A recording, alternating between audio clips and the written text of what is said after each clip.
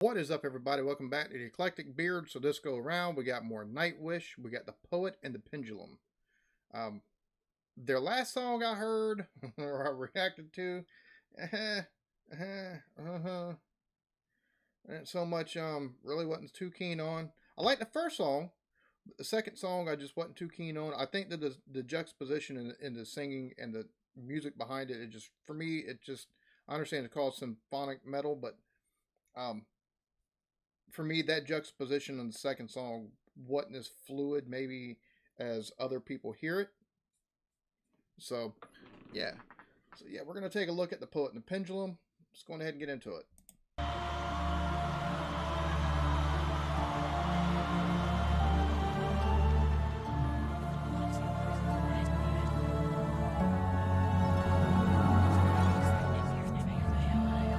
Love the visuals. Love the dramatic, not opera, but symphony style music in the background. Like like almost you'd hear on it. This sounds like something you'd hear at the beginning of a movie, possibly, or even in a video game, in a transition of some sort, like for a cut scene. That's kind of vibe I'm getting off of that.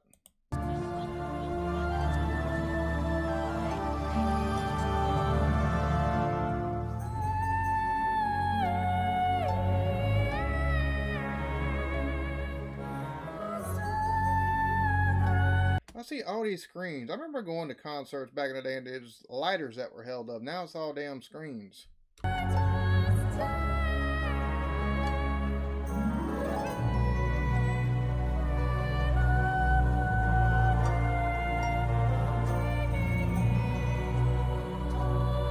the singing. The vocals over top of this are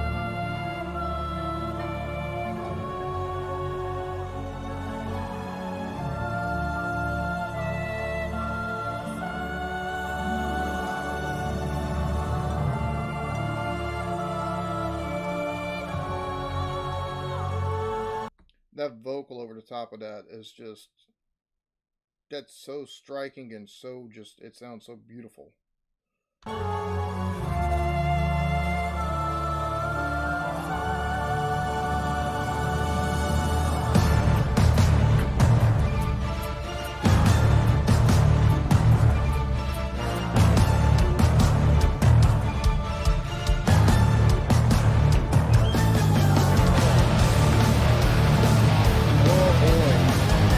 Okay, yeah, that's a nice little coming from that beginning portion to this very hard charging, uh, but it eases you into that more heavy sound. I like that transitioning that they've done there.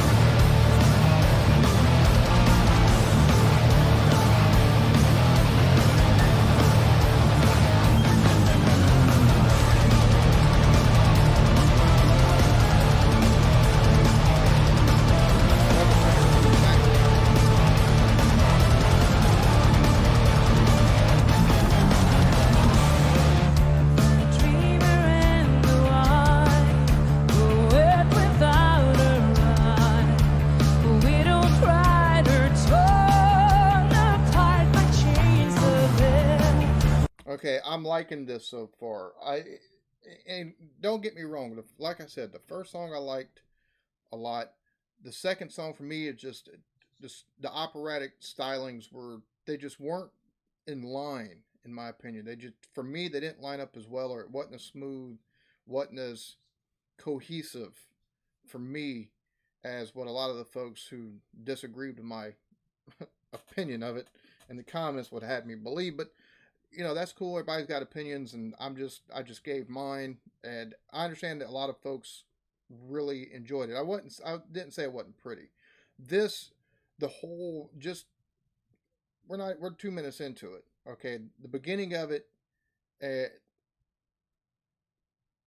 with the symphony type sound to it, punctuated by by her voice later, just such beautiful, so beautiful and striking. And you got the hard charging, and now she comes in, and think this is the most cohesive I've heard as far as from them. Because even the first one, it kind of, I was like taken aback a bit. It's beautifully done, but this is so far just 2 minutes in.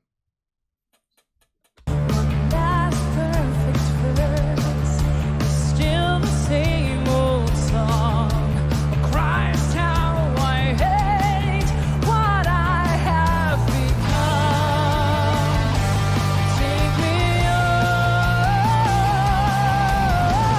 get away, run away, fly away, lead me astray.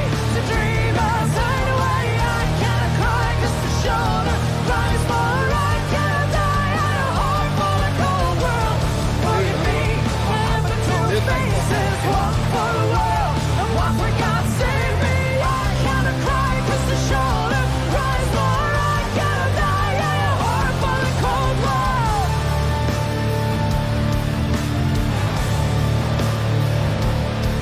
She got a badass outfit to me because she's got that. It's leather. It's showing off the tattoos. Like she's got almost like a biker look.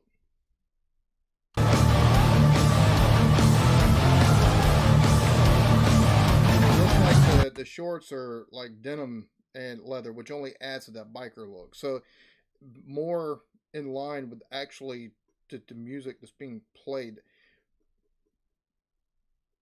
I, I love I love the range of her voice, and I really appreciate on this one that at least so far, the voice doesn't overshadow the awesome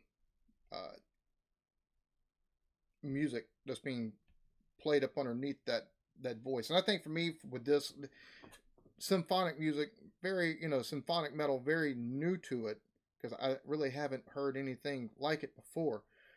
I think for me the whole juxtaposition of how much the voice is in front of the instrumentation that's under it. This right here is such a nice. You still get that very orchestral rock sound. I guess that's how I'd put it. But vocally, it's not. The voice isn't so overpowering, and so the beauty and the synergy of all of it is. This is just killer, absolutely killer. My home is there and there, those meadows of adventure-filled days will be very smiling face. Needs no more words, thoughts from a severed head. No more praise, tell me once my heart goes right. Take me home, get away, run away, fly away, lead me astray. To dream outside away, I gotta cry 'cause the shoulder cries more. I gotta die, I a heart for the cold world. Broken green, the other two faces, one for the world, and one for God save me. I gotta cry 'cause the shoulder cries more. I gotta die, I a heart for the cold world, heart for the cold world, heart for the cold world.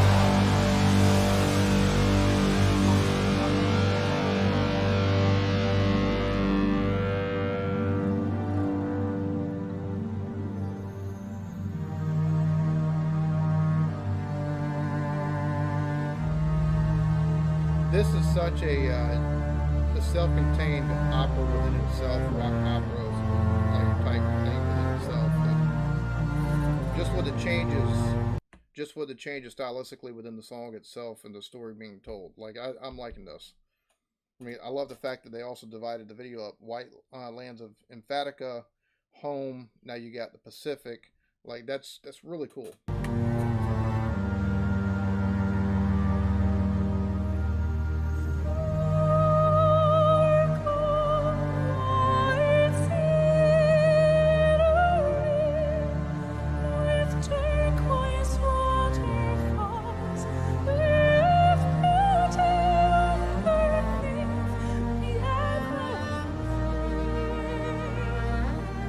Talk me her voice is so pretty, and it's beautiful. It's got a mournful tone to it almost. I'm liking this.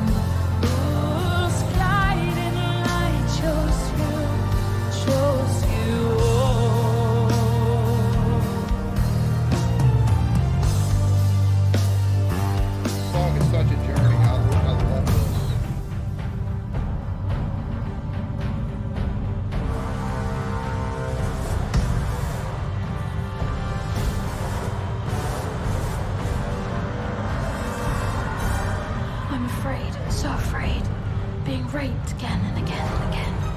I know I will die alone, but loved. You live long enough to hear the sound of guns, long enough to find yourself screaming every night, long enough to see your friend. Bro, this part right here, and the bit of singing before it, and the high, like, this brings in such a drama to this that this is as even watching it on this is as much an experience as it is a song. Like, that's, you don't see that from other people. Like, this type of stuff is what intrigues me. Friends betray you. For years, I've been strapped onto this altar. Now I only have 3 minutes and counting. I just wish the tide would catch me first and give me a death I always longed for.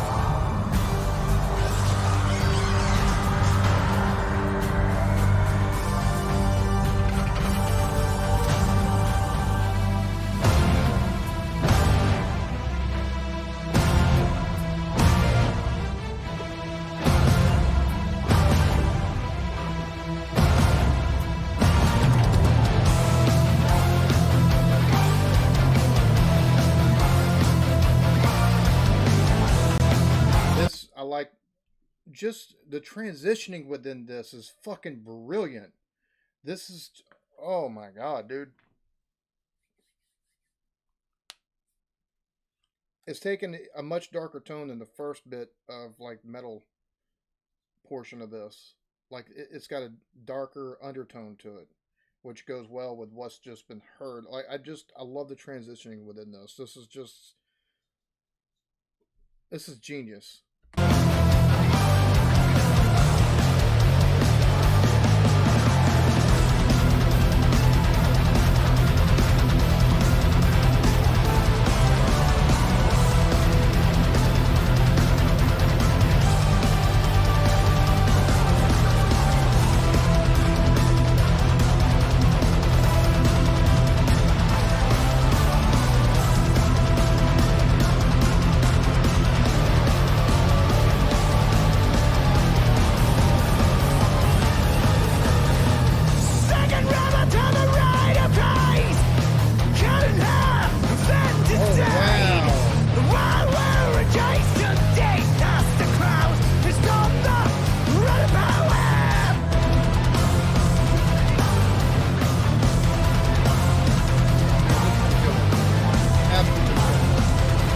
Vocals, like,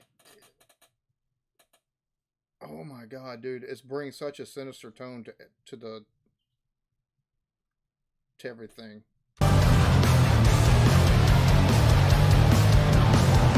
Everyone must bury their own. No break the barrack, no heart of stone. Now he's in hell, serves him well. Strive for the bell, don't advise farewell. Morning dawned upon his altar. The means of the dark passion blaze, performed by his friends without shame. Spinning on his grave is the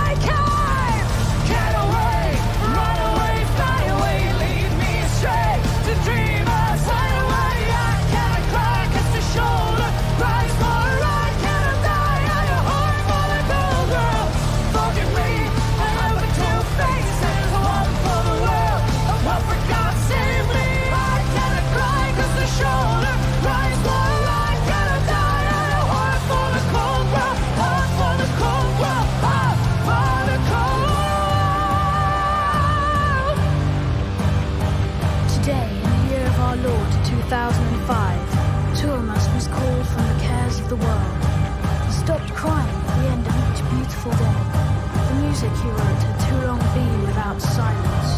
He was found naked and dead, with a smile on his face, a pen, and 1,000 pages of erased text.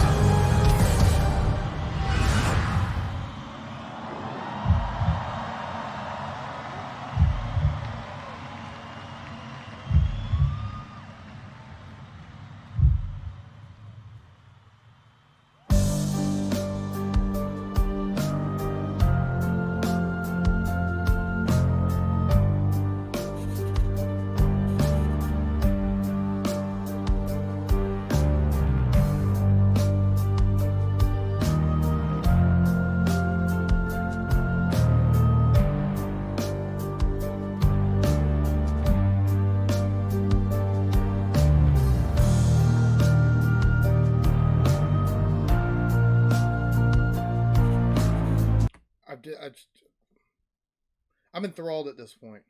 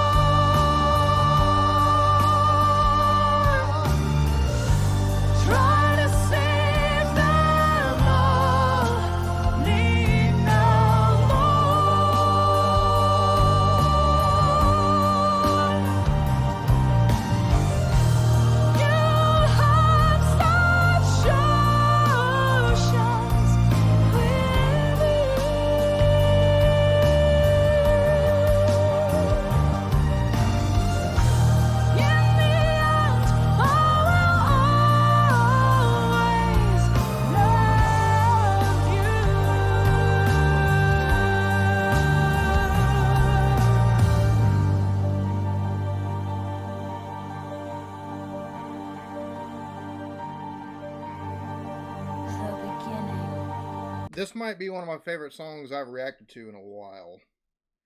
Just because of the nature of the song itself. Like 13 minutes 55 seconds and the journey that the song takes you on. Like this song, if you don't get hooked at that initial bit, like I understand not liking certain stuff, but this is the type of music that really it's just, oh my god. I really enjoyed this song.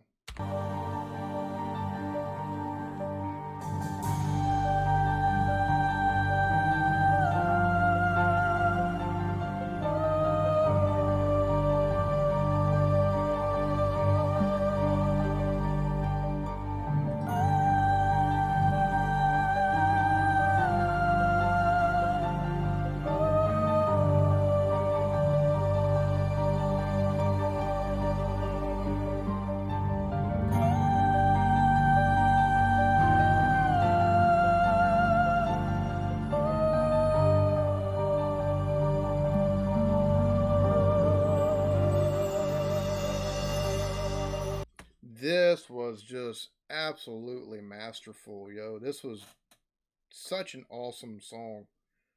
Just from start to finish, the instrumentation, the changes, just the transitions between the different parts within this song.